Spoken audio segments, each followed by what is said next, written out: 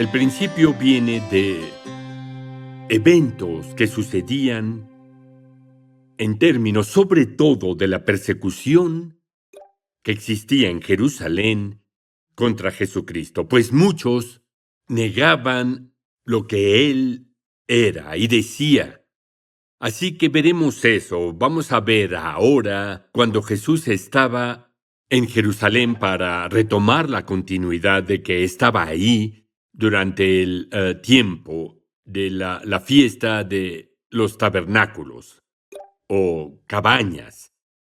Y vean lo que hay en Juan 7:28. Mientras Jesús enseñaba en el templo, exclamó: «Es cierto, ustedes me conocen y saben de dónde provengo, pero no estoy aquí por mi propia cuenta. El que me envió es veraz, y ustedes no lo conocen, pero yo sí lo conozco porque provengo de él, y él me envió a ustedes». Entonces los líderes trataron de arrestarlo. Era un entorno hostil, pero nadie le puso las manos encima porque aún no había llegado su momento. De las multitudes presentes en el templo, muchos creyeron en él. Después de todo, decían: ¿acaso esperan que el Mesías haga más señales milagrosas que las que hizo este hombre? Y vean lo que pasó. Cuando los fariseos se enteraron de lo que las multitudes andaban murmurando, ellos y los principales sacerdotes enviaron guardias del templo para arrestar a Jesús. Pero por suerte, ninguno lo logró. Y vean que en el 45, los reprendieron los fariseos que los enviaron.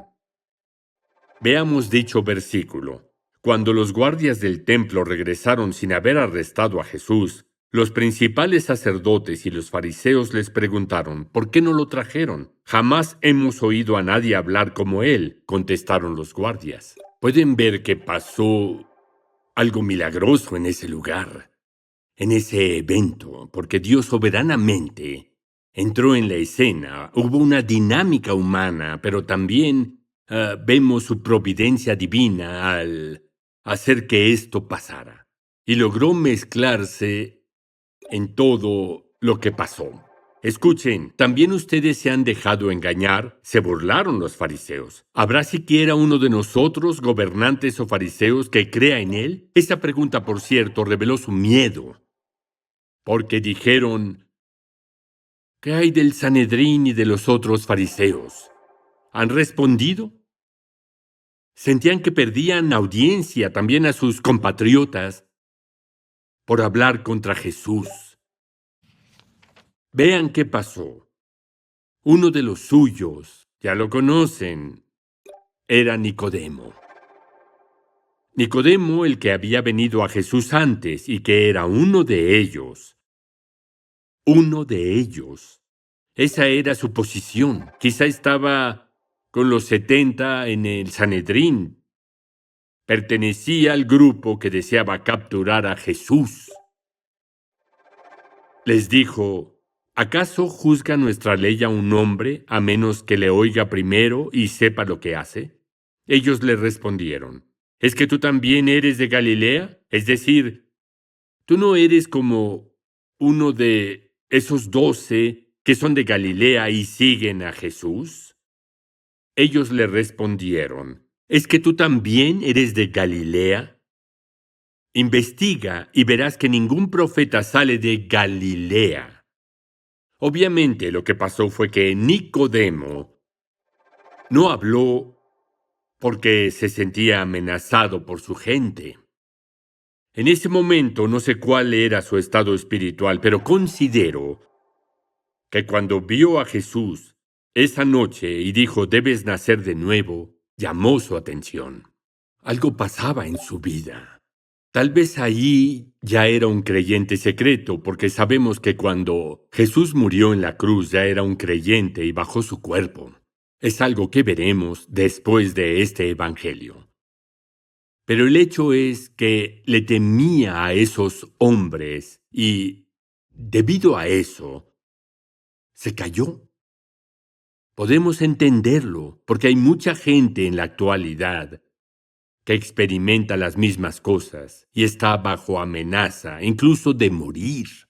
Es un tema muy sensible. Ahora, El hecho es que hay ejemplos en las vidas de los apóstoles donde no se callaron, pero fue otro contexto. Fue en Jerusalén. Mientras hacían milagros, se los llevaron como prisioneros y en Hechos número 5 es en donde pueden verlo. Fue luego de que la iglesia naciera. Ahora escuchen lo que los líderes religiosos les dijeron. Terminantemente, les hemos prohibido enseñar en ese nombre. Sin embargo, ustedes han llenado a Jerusalén con sus enseñanzas y se han propuesto echarnos la culpa a nosotros de la muerte de ese hombre. Para entenderlo, deben saber que la clave es Jerusalén. Pues Jesús dijo así.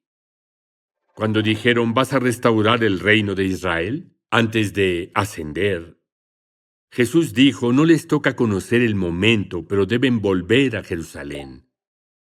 Luego dijo, entenderán por qué serán mis testigos. Primero, ¿en dónde? Jerusalén. Luego en Judea. Luego en Samaria. Y luego en los confines del mundo. Así era Jerusalén. Para entender a Jerusalén en los días de Jesús y de los apóstoles, deben entender que el imperio romano, o su emperador, le dio a los judíos casi todo el control sobre la gente de Jerusalén y Judea. Tenían la libertad de ejercer sus leyes y de poner el orden. La única cosa que no podían hacer era ejecutar a alguien por algo que les disgustara. Y por eso fueron con Pilato y con los romanos, para subir a Cristo a la cruz. Pues lo prohibía la ley romana, pero era Jerusalén y era el Sanedrín. Ellos estaban con las personas que enfrentó Esteban y por dar su testimonio lo apedrearon.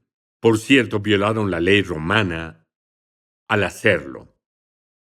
Pero ese es el contexto en el que se ve lo que los apóstoles dijeron en estos versículos.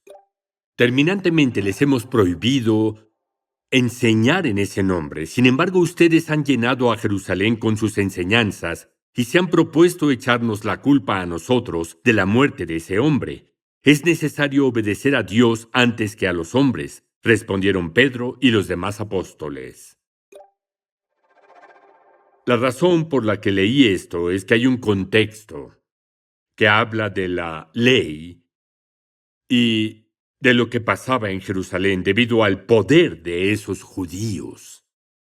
Así que Pedro y los demás dijeron, no entienden, mis compatriotas del Sanedrín, que controlan todo Jerusalén y Judea. Jesús nos pidió ser sus testigos y no podemos callarnos. Ahora un punto de interpretación.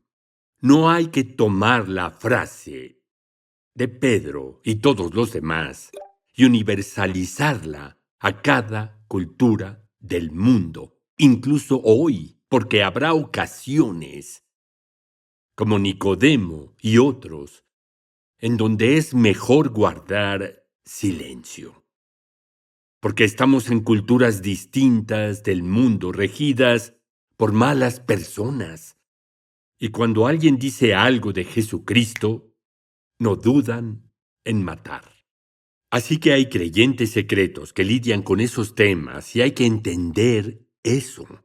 Y por eso redacté el principio, así que déjenme leérselo. Escuchen. Aunque a veces puede ser sabio no comentar en público nuestra fe, no como los apóstoles, en general necesitamos ser valientes y abiertos en nuestro testimonio cristiano. Ahora la pregunta de reflexión y respuesta. ¿Cómo podemos distinguir cuándo callar sobre nuestra fe en Jesucristo y cuándo hablar con valentía?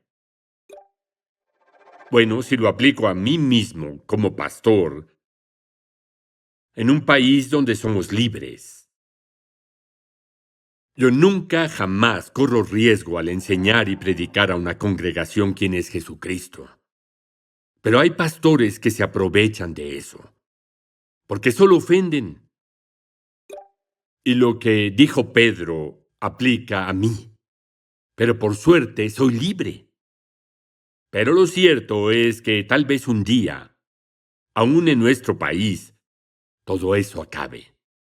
Entonces tendremos que tomar decisiones en relación a cómo comunicar el Evangelio de Jesús sin riesgos. Es de lo que Pablo habló en Colosenses.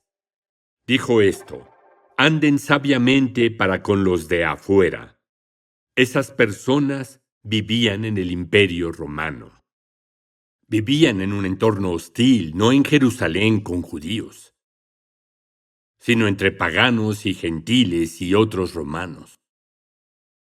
Anden sabiamente para con los de afuera, aprovechando bien el tiempo, que su conversación sea siempre con gracia, sazonada como con sal, para que sepan cómo deben responder a cada persona. Por eso Pedro dijo en una ocasión: prepárense para responder a todo el que les pregunte la razón de su esperanza. Básicamente creo que las epístolas nos dan lineamientos, sobre todo para aquellos que viven dentro de un entorno adverso. Deben ser fieles y también sabios cuando respondan, para salvar a sus familias de amenazas de muerte por decir que creen en Jesucristo. Pero hay otra cosa en todo esto que considero se aplica en cada situación. Y esa es que no debemos jamás, sin importar el entorno, negar a Cristo. Negar ser cristianos. Pablo lo modeló. No me avergüenza la palabra de Cristo. Hay cristianos que viven en nuestro entorno y, sin embargo, no quiero juzgarlos, pero si van a un restaurante, jamás los verán orando porque no quieren que nadie sepa de sus creencias. Si ese es su motivo, algo está mal con su fe. No debemos jamás negar a Jesucristo. El cómo lo hagan depende de el principio. Pero se puede aplicar de manera única si se trata de nuestra fe en Cristo. Cerrar leyendo el principio. Aunque a veces puede ser sabio no comentar en público sobre nuestra fe, en general necesitamos ser valientes y abiertos en nuestro testimonio cristiano.